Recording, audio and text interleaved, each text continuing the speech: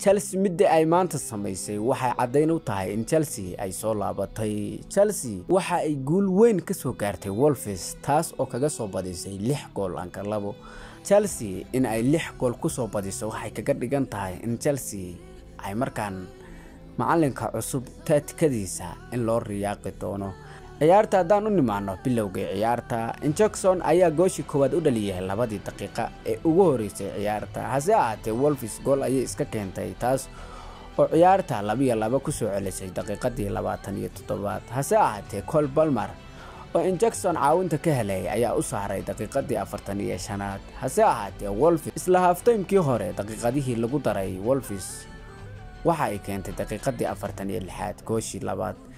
markale ciyaarta Wolves waxa ay ku soo celisay 2-2 taas oo half time-kii sidaas lagu kala aaday wax walba waxay isbedeleen half time-kii markii laga soo laabtay Chelsea wixii cusub ay la soo baxday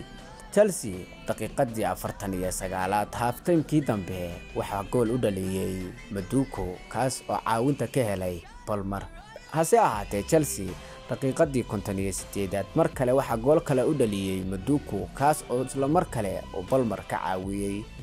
daqiiqadii 63 waxa uu dhaliyay Maduko midiisii saddexaad taas oo mar kale oo caawin ka helay Palmer ciyaartu markay 80 mareysay John Falakis oo bedel ku soo galay ayaa gooshi 6 dhaliyay kaas oo Nato ka helay caawinta sidaasna waxa Chelsea ay ugu soo badisay 6 gool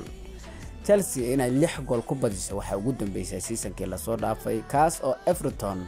ay 6 gool ku soo garaacday Chelsea sida bandhiga weyn oo cajiibka maanta ay u qaadatay hadii ay ku sii wado waxay ka mid noqon doontaa kooxaha Premier League ugu awoodda badan hambalyo Chelsea guul taariikhi ah oo inaba aan caadi ahayn ayaad soo gaarteen waa mahadsantiin dhamaantiin muuqaalkaygan haduu ku soo gaaray like iyo follow dhanka YouTube-ka hadaa naga daawanaysana subscribe YouTube-ka noo dheh magacaygu waa Bilay Sports